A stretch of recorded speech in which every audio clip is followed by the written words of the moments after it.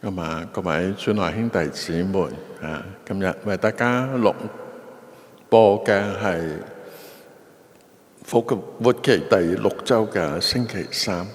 第一篇讀經係處宗徒大事錄17章15節至到22章15節至22節至到18章第1節，都幾長下嘅嚇。我唔讀啦嚇，咁大家翻去自己睇一睇呢段嘅讀經嚇。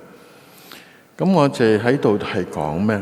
聖保祿宗徒咧，去到雅典啊，咁去雅典之後咧，佢企喺阿勒約帕當嗰度與住講道。點解咧？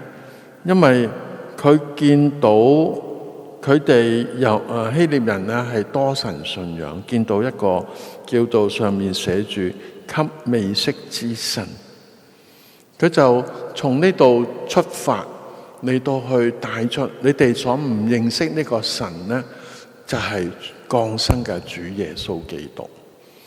咁跟住講耶穌嘅行神，個個都聽到好入神啦，好信啦。但係當佢哋講到當佢哋聽到耶穌死而復活嘅時候，啲人笑佢，譏笑佢，唔信佢所以講出咗關於咁嘅事，我哋後來先聽你講啦。咁保祿於是離開咗。咁前啦都有人信佢，但係大部分人都唔信佢。我自己咁去睇啦，聖保祿從呢次嘅傳教失敗之中啦，俾佢一個教訓嘅，亦都給我哋一個提示啦。佢嘅失敗係保存咗聖神，保存咗教會嘅信仰。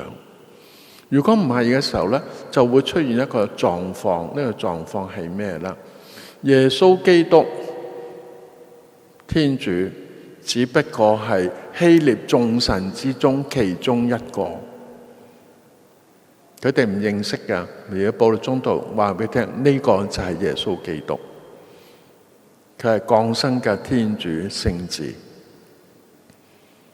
咁所以變咗，佢只係希臘眾神之中一個。我問過一位聖經專家，點解佢哋會咁多神啊？咁有名有姓，咁點解有一個咧？咁佢嘅解釋就係咁嘅。咁同大家分享下，就係希臘人敬拜多神，咁個拜漏一個，驚一個唔中意，跟住帶嚟就不幸唔好啦。就好似我哋中國人有時你生日啦，有乜嘢會唔會慶祝啊？乜嘢咁有人就做嘅，咁有人唔好搞啦。點解啊？我驚咩？請得嗰個忘記請另一個，人哋唔中意，所以不如唔做啦。咁我哋生活上有時出現咁嘅狀況，咁就係眾神都係啦。希臘嘅神係好嫉妒嘅，咁所以你拜嗰個，呢個有供物，嗰個有供物，咁嗰個等住收供物冇，咁死火咁樣嚇。咁所以穩陣啊，敬如在啦，拜一個我唔認識嘅神唔認識嘅神。咁所以變咗嚟講，呢個係保存咗佢嘅失敗，係咪保存翻我哋教會嘅信仰，替我哋所跟隨嘅降生嘅主耶穌基督嘅天主係唯一嘅真天主真神其他都係偽嘅。咁所以喺呢度嘅時候咧，係保存咗我哋嘅信仰。所以另一方面咧，記住我呢排嘅道理我都提過。我哋唔係憑自己嘅智慧說服人信天主，而係我哋係佢嘅工具。所以我哋需要咩？喺聖神帶領之下，讓我哋去將耶穌嘅信息傳揚俾人，而唔係係表示我幾識道理，我哋對教義方面幾有深嘅睇法，有唔同嘅睇法。其實呢個唔重要嘅，我哋重要嘅就係用心將耶穌帶俾人，呢個耶穌你唔接受佢，唔跟佢你就係冇噶啦你就好嘥嘅我哋要珍惜耶穌基督。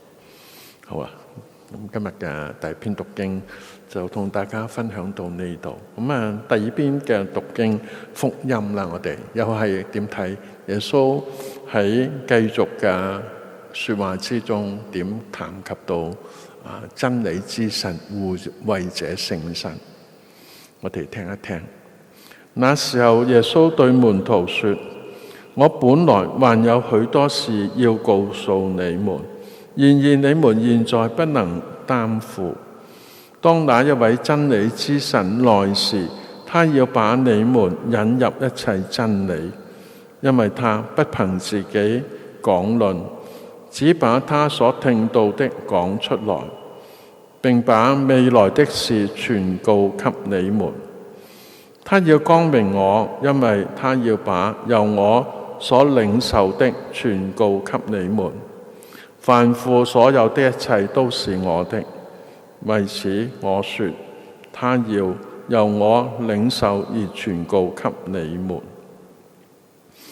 喺剛才聽嘅一段咁嘅比較短啲嘅節錄出嚟嘅福音之中，耶穌帶出咗，耶穌有好多話要同門徒講，但係亦提咗佢哋唔能夠承擔，唔明白，一下講咁多嘢，佢哋消化唔到。我哋話佢哋唔能夠承擔，但係真理之神呢，慢慢會啟迪佢哋，介動佢哋。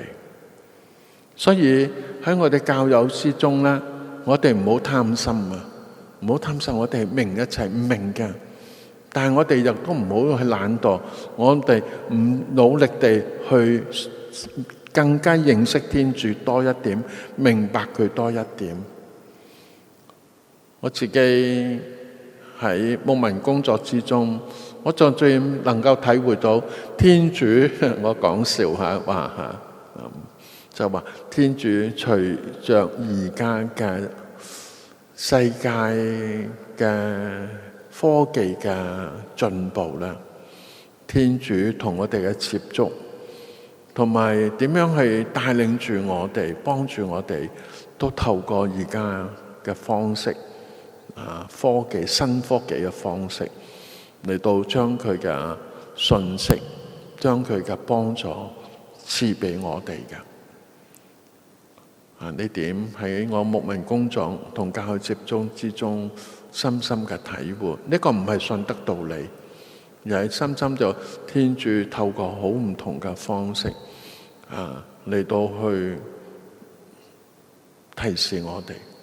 其中一點，我哋而家好多機會，自己嘅親戚朋友喺住唔同嘅地方，我建議大家不妨咧可以做一個動作，就係話指定一個時間，我哋一齊開咗個手機，聯合起上嚟，一齊念玫瑰經，一齊祈禱，一齊為我哋識得嘅人，佢哋嘅需要祈禱，為我哋一齊識得嘅人離開咗世界，為佢哋代禱。呢點我哋可以喺呢個 AI 時代透過網絡咧，我哋可以一齊祈禱。所以我哋屋企唔係我哋一個祈禱，我聯絡喺外地嘅、台灣嘅、美國嘅、新加坡嘅等等嘅人，我哋聚埋一齊喺呢個 moment 呢個時刻我哋嚟到祈禱。當我哋2個3個人一齊祈禱，耶穌喺我哋之間。雖然間分隔唔同嘅地方，但係我哋都藉住祈禱啦，我哋一齊結合共融起上嚟。